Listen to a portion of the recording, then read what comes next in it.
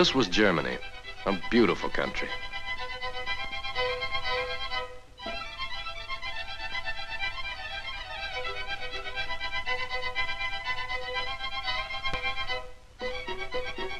A historic country.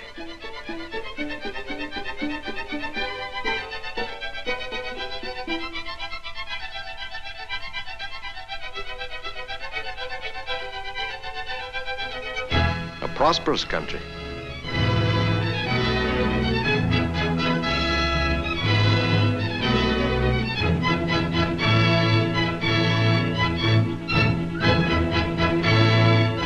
A modern country.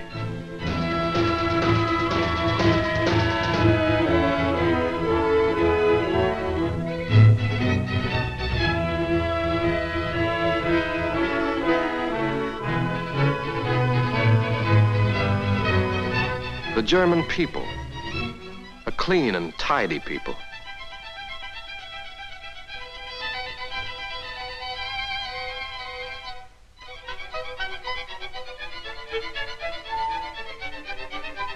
An educated people.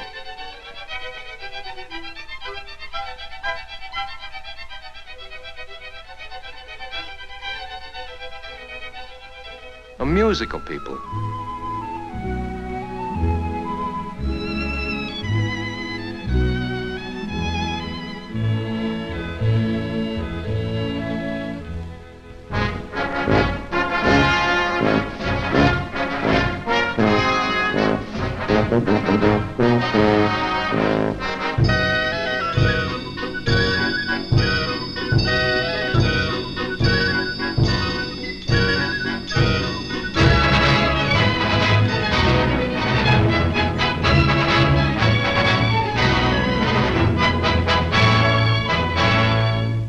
An industrious people.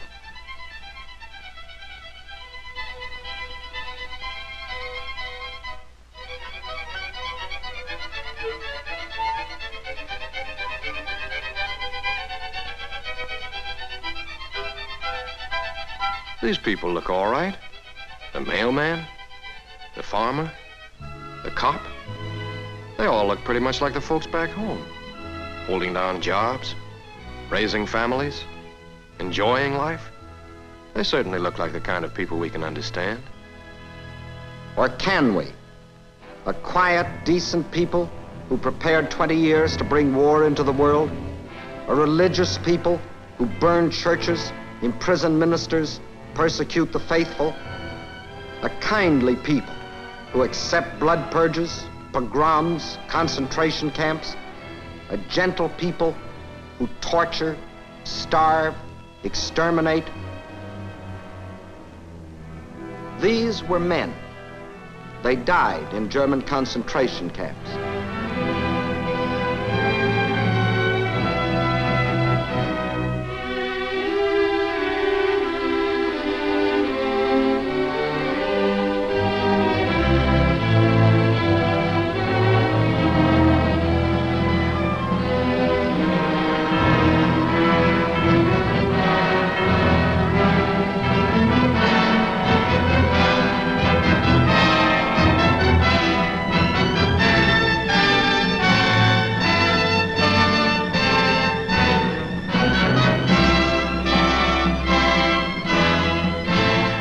These too were men.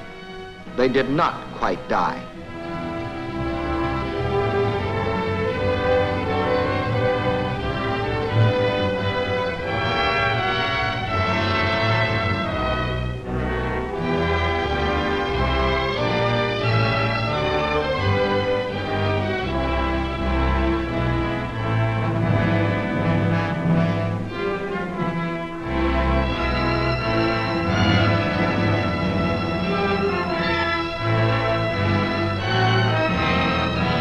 These bones were men, women, and children sent to be exterminated in a German death factory.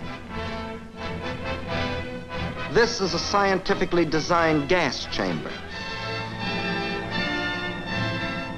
This a furnace for burning the corpses. This the clothing of the victims, which the Germans methodically salvaged. These the children's toys, carefully collected for the use of German children. These are objects of art made by German guards. Objects of art made of human skin. These were Poles, murdered by the Germans before they left Lublin. These were Italians, murdered by the Germans before they left Rome.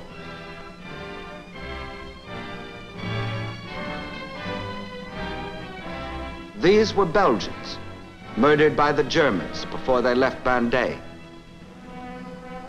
These were Americans, defenseless prisoners of war, murdered by the Germans near Malmedy. These are some of the reasons why the German farmer and the German mailman and the German cop can't be quite like the people back home. That's why we've got to look a little deeper into the German character. The character of a people who plunged the world into 2 wars in 1 generation, and each time claimed that they were victims of attack. That's the puzzle we've got to solve if we're to save our children from a 3rd war. The puzzle of that clean, industrious people, fond of kids, fond of music, fond of tyranny, fond of aggression, fond of gas chambers. What gave the Germans that character? What makes them think, act, feel this way? Hitler would have answered, German blood. We don't take so hopeless a view. Too many of our friends and neighbors have had German blood. That same blood that we have seen in great Americans.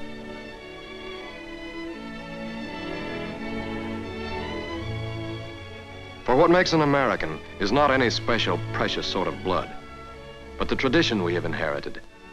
It's tradition, not blood, that patterns the way we think and act and feel.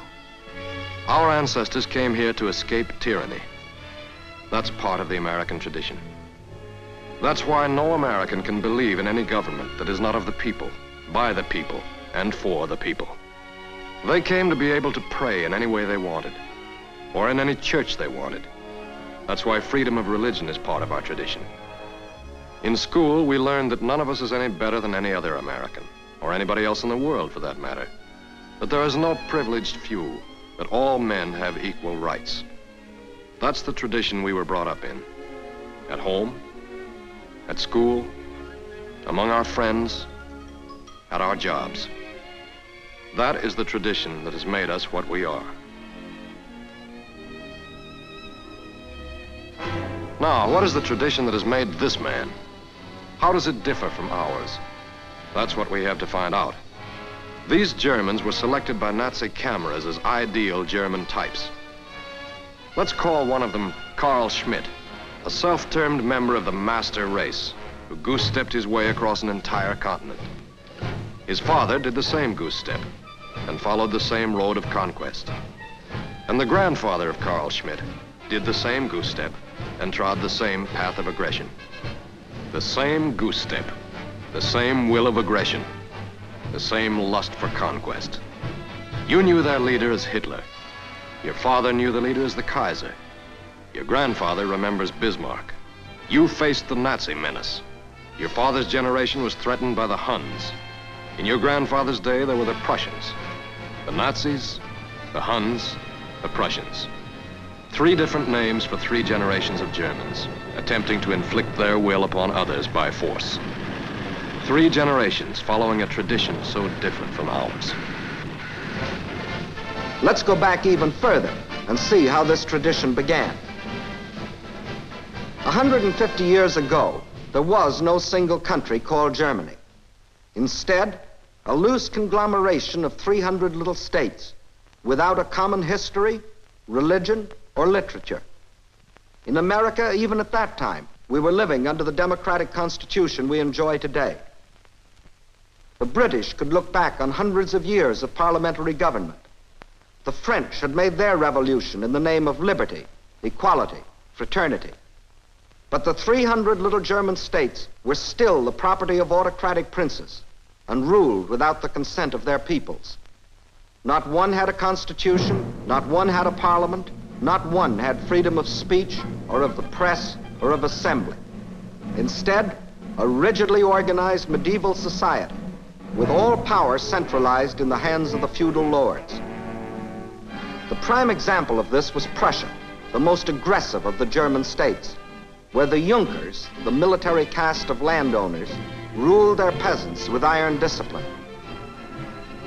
To perpetuate this feudal militaristic society, the Prussian king, Frederick the Great, established a rigid code of laws administered by a host of state officials answerable only to him.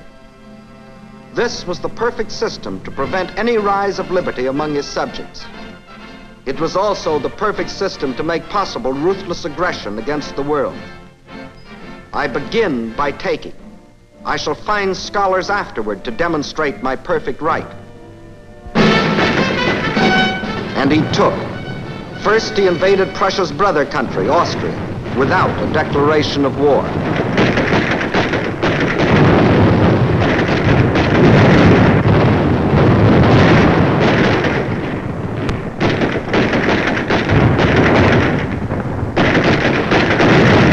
Result, victory.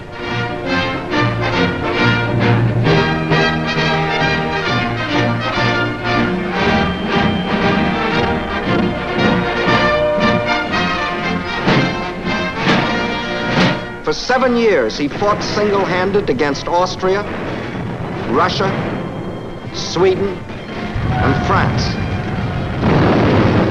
thus creating throughout the other German states the myth that Prussian arms were invincible.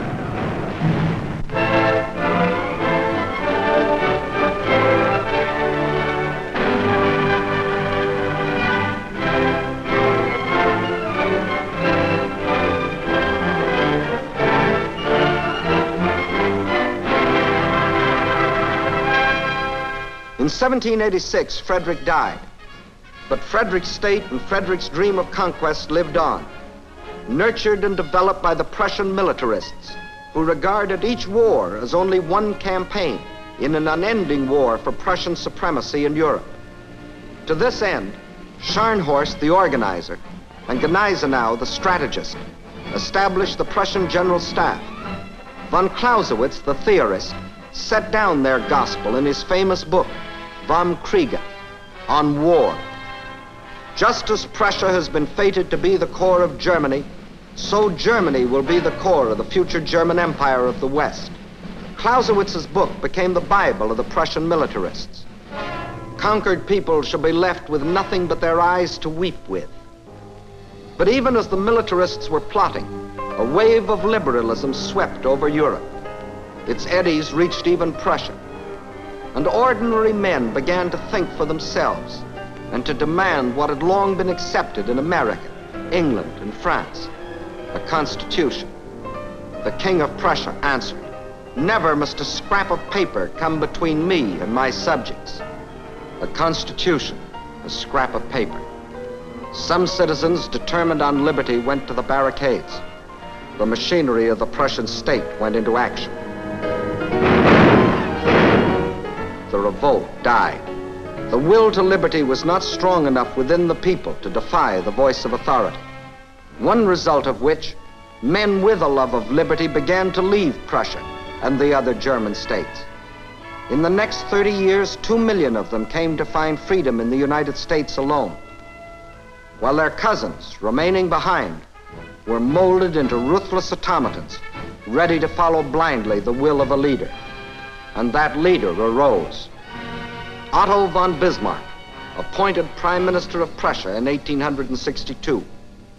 A clever man, a shrewd man, but devoted to the Prussian dream of conquest and a master of the Prussian method of achieving it.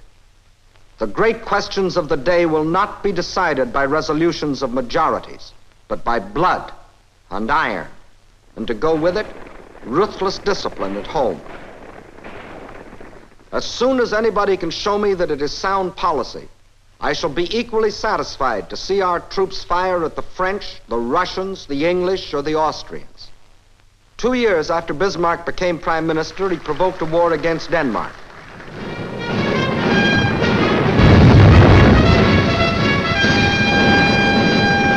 The result? victory.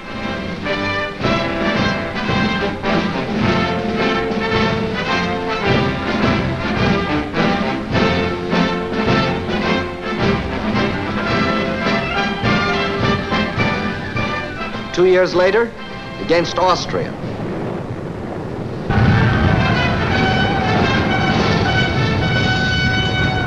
Result, another victory.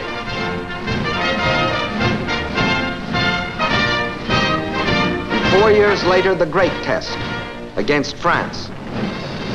An amazed world stood by as Prussia, until then a minor power, dared to challenge the strongest nation in Europe.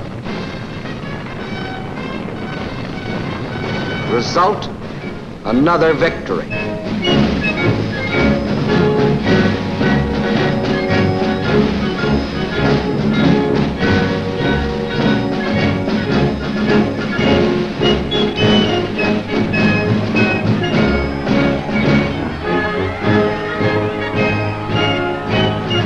This was the moment of triumph that changed the history of the world. The Prussian dream of conquest was no longer a dream. The German princes saw the Prussian eagle soaring triumphant in the European sky. Now they clambered on the bandwagon and united under Prussian leadership to form the German Empire. And in the Hall of Mirrors in Versailles, heart of defeated France, Bismarck saw his Prussian king crowned German emperor, absolute monarch of a new empire, founded on blood, iron, and conquest. Its symbol, Victoria, emblem of victory.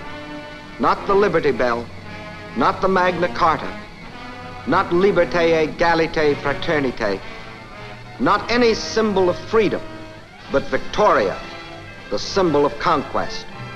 Thus, Prussia had created Germany, and the myth of Prussian superiority had become the myth of the master race. And if the Carl Schmitt of that generation had any worries about the liberties that had been denied him, they were now forgotten. In this moment of triumph, just to be a German was enough. In the newly created Reich, industry flourished as never before. The merchant fleet grew larger every day. German harbors were jammed with commerce, and German stomachs filled with beer and sausage.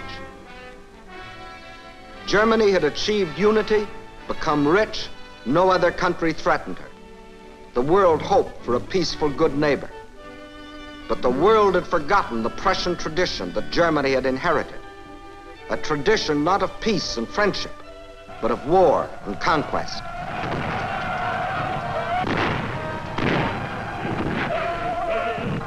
Deutschland, Deutschland, über alles, über alles. And by now, Carl Schmitt of the second generation, the father of the Carl Schmitt we had to fight, was arrogantly singing Deutschland, Deutschland über alles, Germany, Germany over all, as he proudly watched his fatherland becoming the most aggressively nationalistic country in the world. Industry was carefully controlled to accord with the policies of the great General Staff. For in the new Reich, Bismarck had added a fourth pillar to the structure of the warlike state. Frederick's militarists, landowners, and state officials had been joined by the big industrialists. A gigantic railroad system was laid out, more according to strategic war plans than the necessities of peacetime trade. One of the largest navies was constructed. The army was built up to staggering proportions.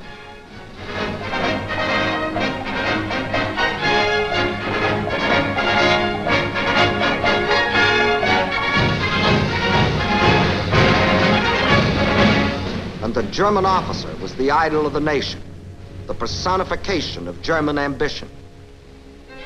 In German colleges, the sport of German youth was not football, but the deadly duel. The scar was the badge of honor. The more scars, the handsomer. Did they not prove the man's prowess in arms? And contentedly watching all stood the great General Staff, still directed by the Prussian Junkers, secure in the knowledge that their power and authority was indisputable. Germany was geared for war. All it needed was a new leader to give the word.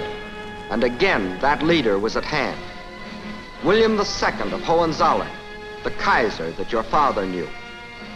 Not a shrewd, clever cynic like Bismarck, but a vain and arrogant braggart, yet a leader in the German tradition. We Germans like to bear arms, and we like the game of war. I shall enlarge your borders. And what did Carl Schmitt's father say to all this? A German spark has always ignited the fire. Soon everything will be aflame.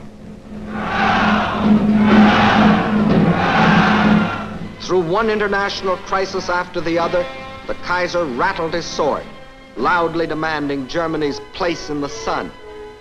In vain, the other powers proposed an international agreement for general disarmament. But disarmament didn't suit the plans of the German militarists, landowners, state officials, or industrialists. They wanted their own way, and their own way meant war. War, therefore, was inevitable. It only needed an incident.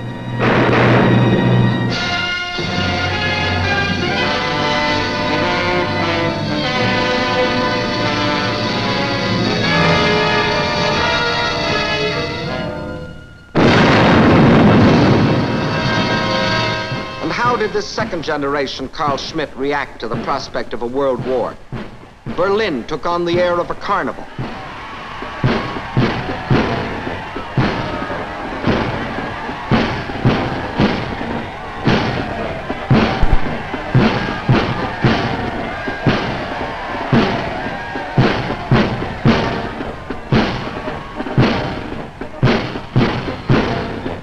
Blindly, joyfully, the people cheered the Kaiser, eager to follow a leader on the renewed march to conquest. Thus, in August of 1914, Carl Schmitt of the second generation, indoctrinated with 150 years of Prussian tradition, marched off to set the world aflame.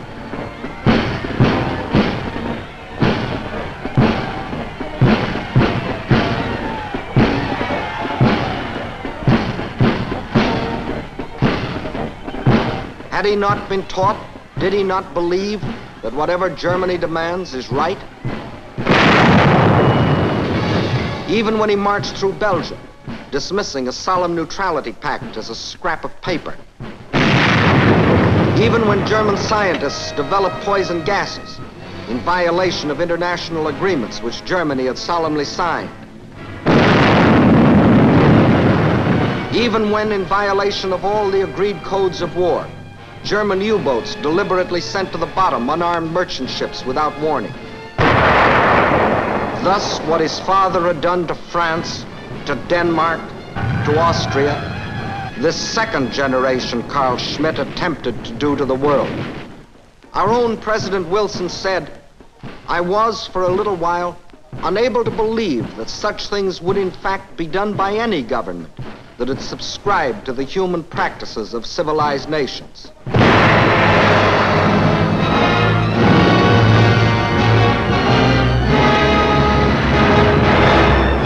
But only when we realized that we were directly threatened, only when every protest had been ignored, and Germany had carried the war right into our home waters, did we feel compelled to fight.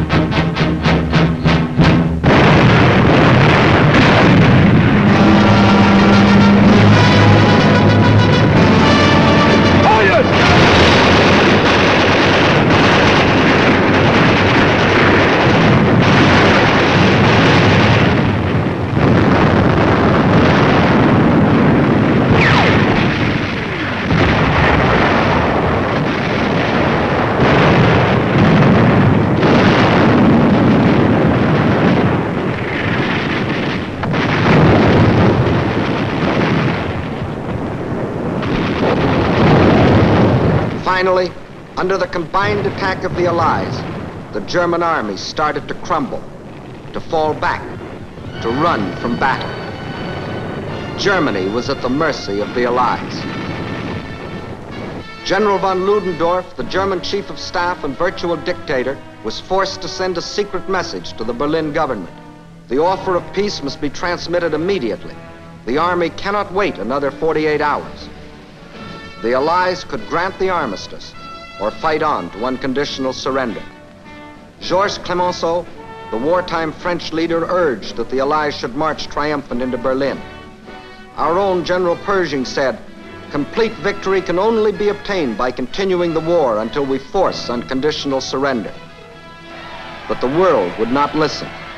So golden was the thought of peace that the armistice was granted.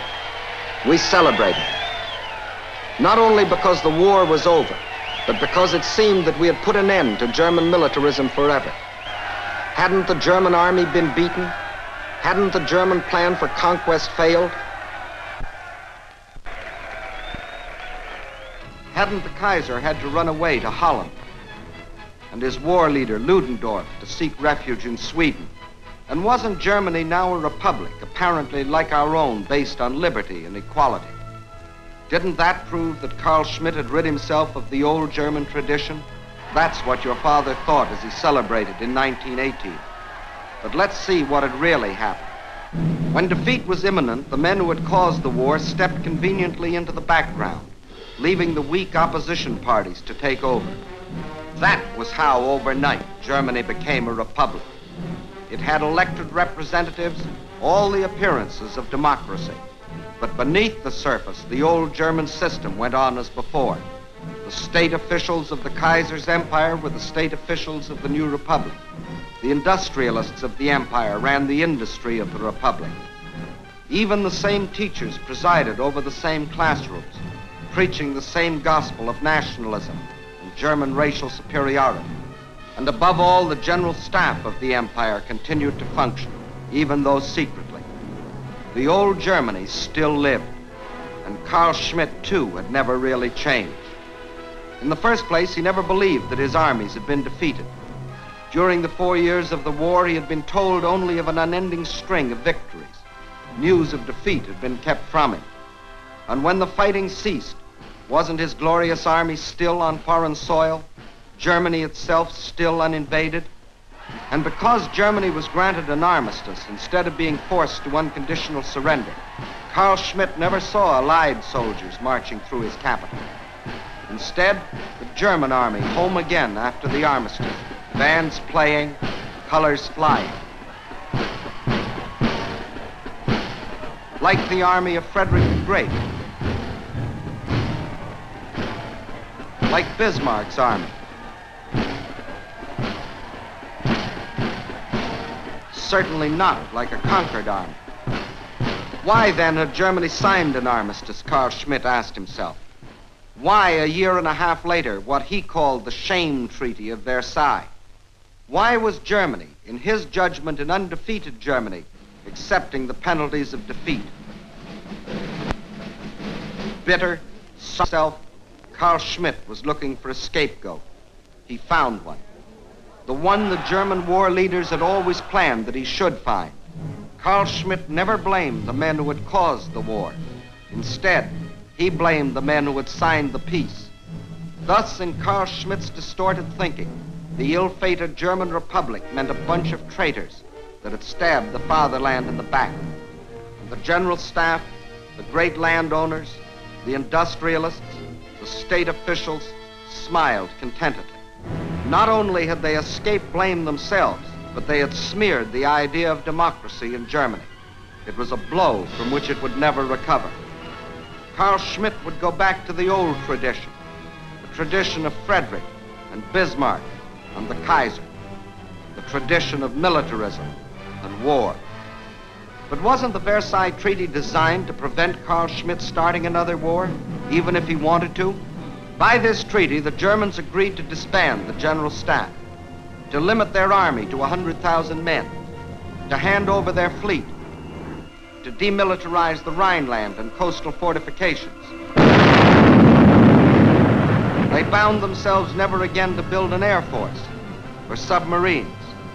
And to enforce the treaty, Allied troops were to occupy the west bank of the Rhine, the Cologne sector for 5 years, the Koblenz sector for 10, the Mainz sector for 15. Further, there was the League of Nations, designed to prevent Germany or any other country from starting a war of aggression. Yet, only 20 years later, the Carl Schmitts of our generation were on their way again for another try at smashing the world into submission.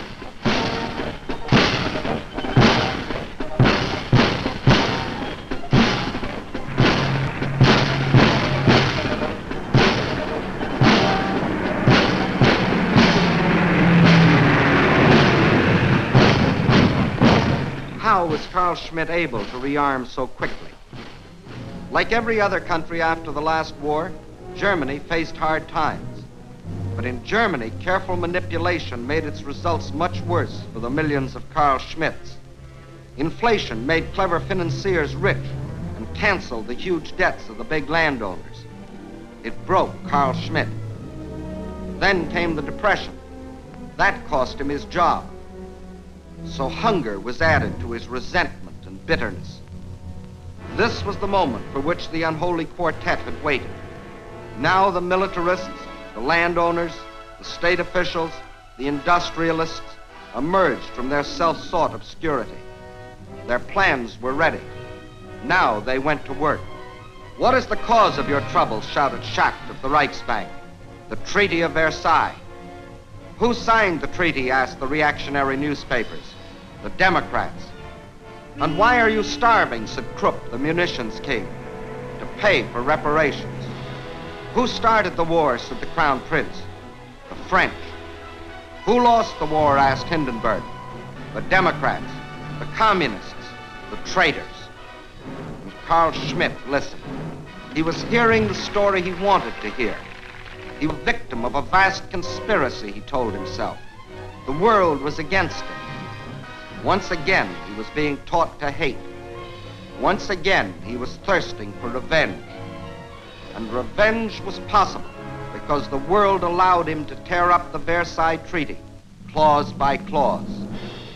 Instead of enforcing it, we Americans refused to sign it and withdrew our army of occupation after only 9 months. The British, even though Germany was consistently violating it, pulled out after 5 years. The French made one final attempt to enforce the treaty and marched into the Ruhr. But this made them so unpopular in a world drenched with heartbreaking German propaganda that they withdrew sullenly behind their Maginot Line.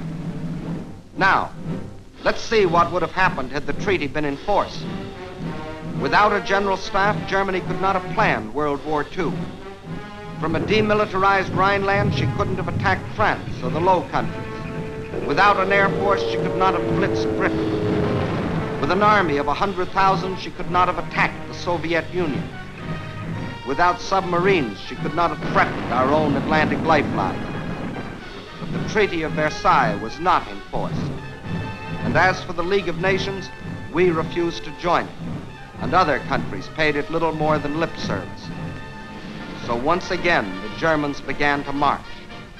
Not in the open at first, but on disguised drill fields, masquerading as patriotic veteran organizations, or as the so-called Technical Auxiliary Corps, ostensibly formed to help in case of strikes, or as Einwohnerwehr, vigilante groups claiming to protect the citizens against communism, or in school, simply under the name of calisthenics, but always under the supervision of army officers.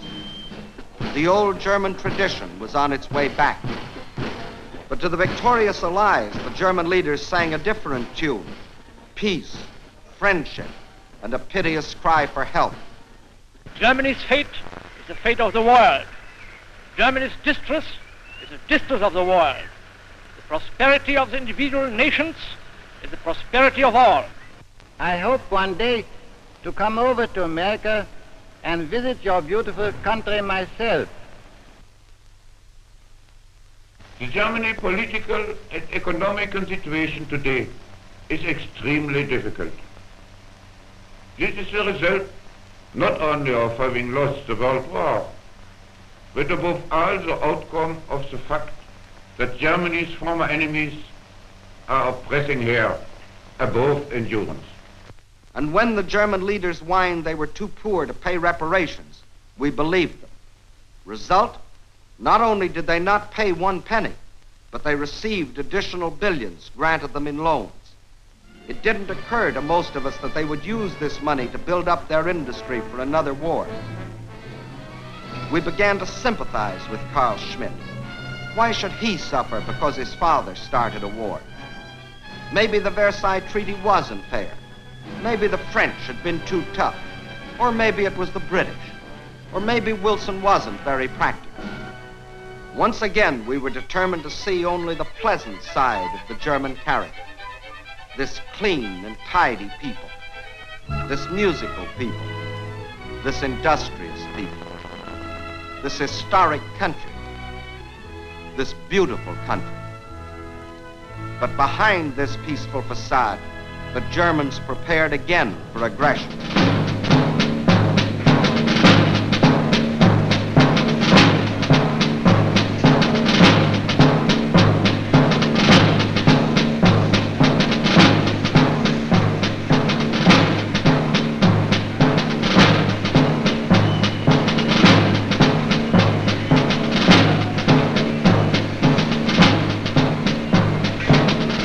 Germany began to rearm. Its leaders planned the death blow for the German Republic. True, they had already taken it over for their purposes, installing the aged von Hindenburg as president. But it was still in structure a democracy, and that meant liberals and unions and free speech and a free opposition. And the German leaders knew, as Frederick and Bismarck and the Kaiser had known, that you can't start ruthless aggression abroad without ruthless discipline at home. Therefore, the time had come for the Republic to be eliminated. To achieve this, they needed a tool with which to appeal to the Germans' old passion for superiority and conquest. Not a feudal monarch this time like Frederick, nor an aristocratic landowner like Bismarck, nor an emperor like the Kaiser, but an ex-corporal of the German army, with a fanatic gleam in his eye and the power to arouse a mob. Preaching the same old doctrine as his predecessors. The old doctrine that had never failed to arouse the German people. Himself jobless, uneducated, cowardly, resentful, Hitler gathered around him misfits like himself. People obsessed with grievances, real or imaginary. People who weren't as prominent as they thought they should be. People with inferiority complexes who wanted to shout with a crowd. People who wanted power but were too lazy to work for it. Sheep anxious to be led. Dope addicts. Perverts. Bullies. Cranks. Unfortunately, those Germans who were liberally minded regarded Hitler as either a joke or a nuisance. But the German nationalists well knew his possibilities. They knew that he was capable of administering the death blow to the German Republic, of forging the German people into a single mold. Backed by the militarists who saw in him their chance to build a mighty war machine, backed by the monarchists who saw in him their chance to restore the Hohenzollerns to the throne, backed by big business who saw in him their chance at economic domination of the world, backed by thousands of ordinary Germans who saw in him their chance to strut as conquerors across the world. With the backing of all these groups, Hitler soared ahead, skillfully appealing to the German tradition, the old cry of the master race. The Nazis promised all things to all men. To the workers, they promised higher wages. To the employers, lower wages. To the tenants, they promised lower rents. To the landlords, higher rents. To the farmer, higher prices. To the consumer, lower prices. But most of all, they promised revenge on the world, that Germany would become its most powerful empire. Hitler knew his audience, and by 1933, the Nazis received more votes than any other political party, and von Hindenburg installed Hitler as its leader, as German Chancellor. This was the death blow the nationalists had planned. From that moment, the German Republic was dead. 4 weeks later, the Nazis set fire to the Reichstag and screamed that the crime had been committed by the communists. Using this as an excuse, Hitler declared a state of emergency and assumed dictatorial powers. From this, it was only a step to the abolition of all political parties. In the new Reichstag, there was only one party, Hitler's party. In the new Reichstag, there was no debate. The deputies were stooges who applauded, got paid, went home. Trade unions were abolished. Instead, the German Labor Front, to discipline the workers and teach them what to think. Music, literature, all outlawed or destroyed, unless it supported what the German leaders were trying to sell. Scientists, physicians, their professions were banned to them unless they supported the Nazi ideology. Bismarck had added the industrialist as the fourth pillar of the warlike state. Hitler added a fifth, the professional gangsters, armed thugs to enforce his decrees. And as the German officer had been the ideal of the Kaiser's Germany, the stormtrooper became the idol of Hitler's. Persecution was on the march. Freedom of speech? Now that meant the concentration camp, torture, death. Freedom of religion? Riots and church burnings. Freedom of opinion? The executioner and his axe. Freedom of the press? The Gestapo took care of that. Now Carl Schmitt could be indoctrinated like his father and his grandfather before him. But this time, even more thoroughly, more efficiently, with all the resources of science and the modern state. The German press became a Nazi press. The German airwaves open only to Nazi voices. Nazi papers, Nazi books, Nazi pamphlets. These were all the people could read. Nazi speeches, Nazi dramas, Nazi music. These were all the people could hear. The art of Germany, the sculpture, the paintings, the drama, all regimented to serve one purpose, the indoctrination of Carl Schmitt. One voice only must be heard by Carl Schmitt. One voice from the cradle to the grave. The voice of Hitler. Hitler. Hitler. Scores of microphones and cameras were used to photograph Hitler and record his voice so that all of Germany and others throughout the world could receive his message of hate and hypocrisy. So Hitler was photographed from the front, from the back, from the right, from the left, from every angle. Hitler, Hitler, Hitler. Hitler sobbing, Hitler smiling, Hitler shouting, Hitler working his people into a frenzy.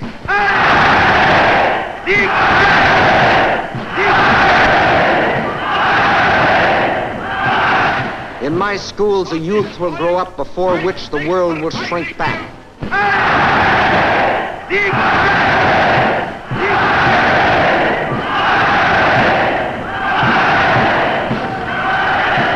There must be no tenderness in youth. I want to see in their eyes the gleam of the beast of prey.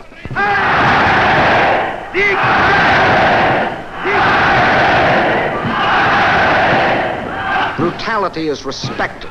I shall spread terror.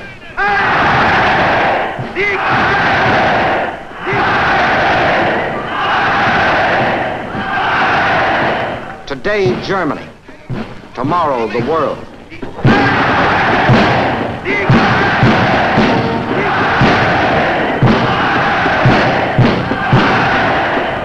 That's how Carl Schmitt got his soul. That's how the General Staff, the big industrialists, the state officials, the landowners, the gangster chieftains, put their plans into effect and prepared Carl Schmitt for his generation's attempt to smash the world into submission. That's how Carl Schmitt was trained for conquest, just as his father was trained by the leaders of his generation, and his father before him. Each generation accepting and adding to the German tradition. The tradition of ruthlessness and medieval barbarism. The tradition of a master race. the tradition of German superiority, a false picture of the world inside German heads. These are some of the explanations for the murdered Poles in Lublin, the murdered Italians in Rome, the murdered Belgians at Bandé, the murdered Americans at Malmedy. And these are the reasons why, in our generation, nearly 30 million men have had to die. Because deep in the soul of Carl Schmitt has been planted the love of aggression and conquest. And unless that passion is uprooted, 10, 20, or 100 years hence, a new generation of Germans will find a new leader who will show them the way. How shall that be prevented? A sound beginning has been made. This time, things are being done differently.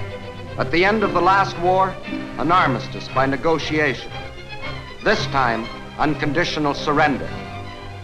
Today, Carl Schmitt knows beyond the shadow of a doubt that he was defeated. At the end of the last war, German armies parading through Berlin. This time,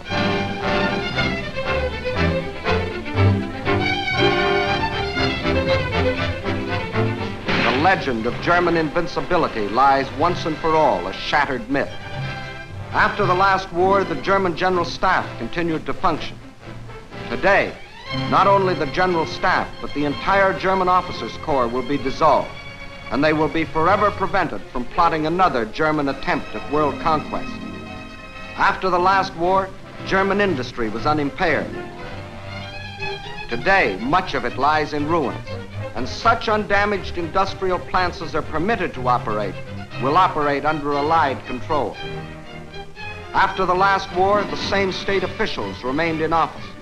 Today, any Nazi is forever barred from having authority. After the last war, the Kaiser found refuge in Holland, and anyone else who thought they were in any danger ran away. Today, proven war criminals must answer for their crimes. After the last war, German education was untouched. Today, all Nazi doctrine has been destroyed.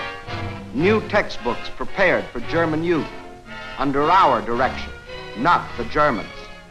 After the last war, this small area of Germany was occupied. Today, every square inch is under the authority of Allied troops. At the end of the last war, this was the government of Germany. Today, this is the government. We have come to Germany not as liberators, but as conquerors. And this time we shall remain for 10 years, for 20, if necessary, forever. Carl Schmitt himself will determine how long. For we shall not leave until Carl Schmitt has come to realize that he himself is responsible for not only the past, but the future. We have rid him of Hitler and the General Staff and Nazism and militarism. But we have not rid him of Frederick and Bismarck and the Kaiser, of his history and his tradition. That he must do for himself. Until he does, he is still a potential enemy of civilization. Only when he does can he take his place in the society of man. Then and then only will the German farmer, the German mailman, the German cop be like the folks back home. Then and then only can beautiful Germany, industrious Germany, cultured Germany join the peaceful nations of the world.